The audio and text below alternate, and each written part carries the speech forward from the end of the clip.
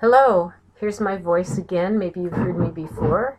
I'm Alice Shapiro, your instructor, and I'm going to take you through the PowerPoint for the introduction. I will be taking you through pretty much every PowerPoint that I have on the Moodle page, but it will also be available unnarrated if you want to go back and review without my voice. Also, many of these diagrams, most all of them, are in your textbook, so there are no surprises. I just want to clarify a few points for you and highlight some of the issues I feel are the most significant, the things I want you to, say, have as your take-home message. In Chapter 1, we become introduced to terminology. What is anatomy? It is the study of structure, and it literally means to dissect.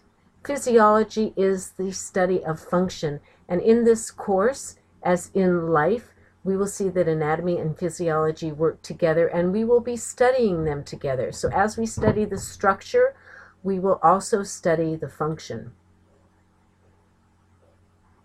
We study these courses as introductory courses. For most of you who are going on into allied health fields, we study these courses in anatomy and physiology because they are the basis for understanding diseases. If you can understand how the body works in, let's say, its normal conditions, non-disease state, this will help you better understand what to expect or what goes wrong, let us say, in the disease state. There are different types of anatomy. Systemic, which studies all of the body's systems, and this is our approach to anatomy and physiology, system by system. Regional, if you go on to medical school, nursing school, and you take such things as human dissection, you will study the body in different regions. Surface anatomy helps us to identify areas of the body, perhaps by external features. And anatomical imaging uses x-rays, ultrasounds, and so forth. All right, we'll look at the structural levels of the body. I'm going to make this, chemical is the smallest level. We will take a look at atoms as they relate to the rest of the body and the rest of our studies. And the cell, which is the basic unit of life. We consider the cell the basic unit of life because the cell can perform all the functions of life. We will find that out in the next chapter, in the next PowerPoint. So the cell includes all of the organelles. Again, I'm not going to spend much time on that now because there is a whole other section that will deal with the cell that I will be talking about later. Tissues are groups of cells, as you can see, with similar structure and function. We are not going to actually deal with the tissue chapter in the book, but here is a definition of tissue, which is important for you to know. An organ is the next level of organization, and it contains two or more tissue types. Here are some examples: skin, heart, stomach. Here are some examples of organs in the body labeled for you. You can take a look in your textbook as well, just some of the organs of the human body. An organ system is a group of organs working together, such as the cardiovascular system, heart and blood vessels, the respiratory system, lungs, trachea, and so forth.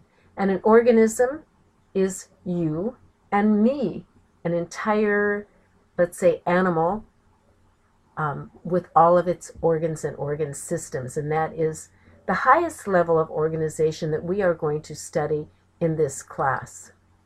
This is a diagram, or some diagrams of all of the organ systems. You can take a look at that. I think maybe the top of this was cut off, but this page is in your textbook. Some more of the organ systems of the body. And this is the levels of organization. Let's see if we can get us up. Okay.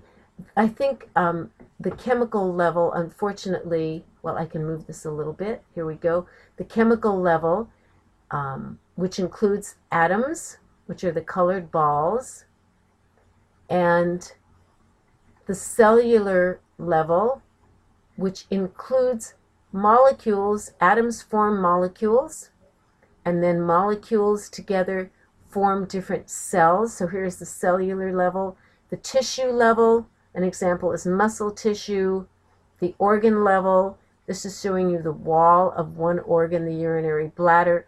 The organ system level, which in this case, if this were the urinary system, it would include kidneys, ureter, urinary bladder, urethra, and here is an entire organism.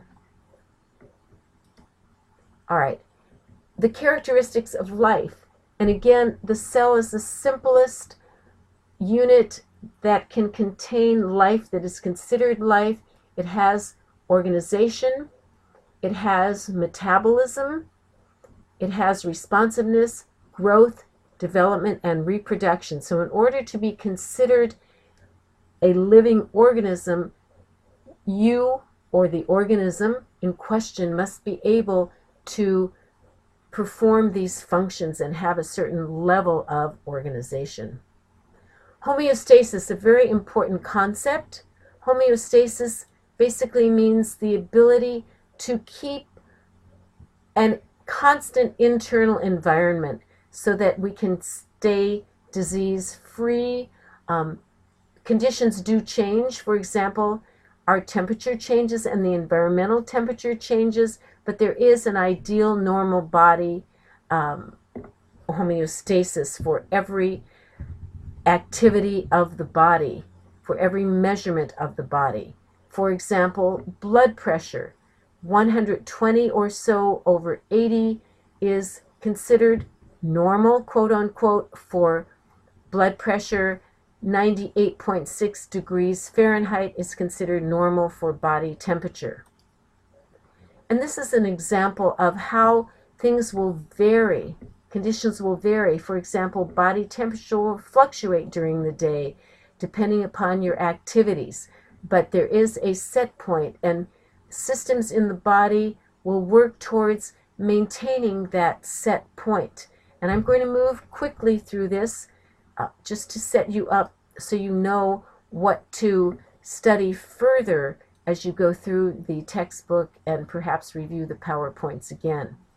A very important aspect of homeostasis is negative feedback. When a system goes out of balance, hormones and various other body chemicals, body activities will bring the variable back towards the normal set point. Negative means a deviation from the set point causes a movement back to the set point. And there is a control center, such as the brain. There are receptors that detect the changes, and there are effectors which respond to the change. Here is a diagram that shows you control centers in the brain respond to changes in blood pressure. If you started here, if blood pressure decreases, the brain will send signals for heart rate to increase, and as heart rate increases, blood pressure will increase. Or if blood pressure increases, centers in the brain will cause heart rate and stroke volume, which is the amount of blood delivered, to decrease, and therefore blood pressure will decrease.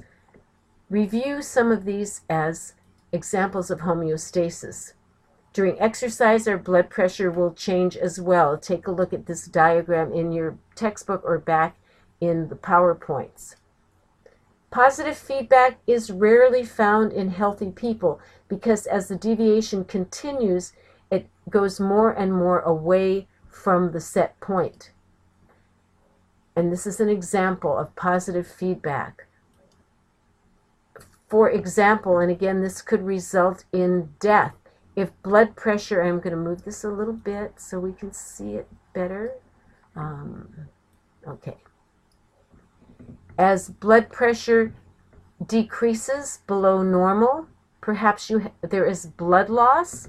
For example, as blood pressure decreases away from the norm, blood flow to cardiac muscle decreases, and blood pressure will decrease even more, and this can, of course, result in death. All right, so we're moving away from that. Please do review so that you understand homeostasis and negative and positive feedback. If you don't, make sure you send me some questions. Body positions, I'm not going to belabor this. You do need to learn the anatomical positions that are listed in your book and on this PowerPoint. These are directional terms relative to other terms, so it doesn't make sense to talk about a superior unless you talk about an inferior. So if something is superior to something else, we can say it is above it. Here is the anatomical position with a person standing erect, facing you with the palms facing upward. And this is our definite reference point, is the anatomical position. This shows you a lateral view of an individual, just giving you some more terms, relative terms. Body planes, again, there are diagrams to show you the different planes of the body, and here are some diagrams which actually divide the body for you and so show you some examples in actual human tissue of what these body planes, slices, let's say, through the body would look like. Body regions, be sure to take a look at these. Here are some body regions shown on this model for you. And again, from the posterior. Body cavities, let me move this up. Learn all of these body cavities and where they are located. And this is a diagram showing you the abdominopelvic cavity over here, divided into the abdominal and pelvic cavity, the thoracic cavity. Notice that the abdominal pelvic cavity does not have an actual physical barrier, a physical division. Okay, we're almost done with these slides. Again, body cavities. I think I went backwards for a moment. Here we go. Membranes, types of membranes. The mesentery is a double layered membrane that covers and anchors the body organs and anchors them to the body wall. Please take a look at these. I have about 3 more slides to go through in just a couple of more minutes. This balloon analogy gives you an example of how the mesentery is formed. It's a double layered membrane. So if you, for example, stuck your fist into a balloon that was filled with air, or in this case perhaps even filled with fluid, the outer balloon would form the parietal layer of the membrane, which adheres to body cavity walls. There would be a cavity generally filled with serous fluid, helps reduce friction. The inner membrane would be called the visceral membrane, which adheres to, covers the actual organ.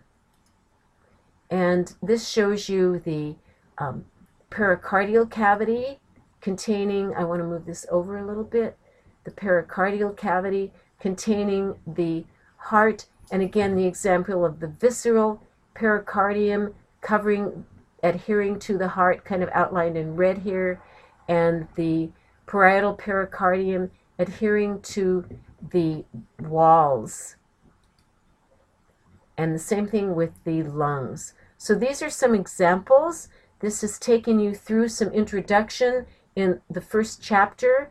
Please review, read, ask questions, and have a very successful Unit 1. And I will chat with you later.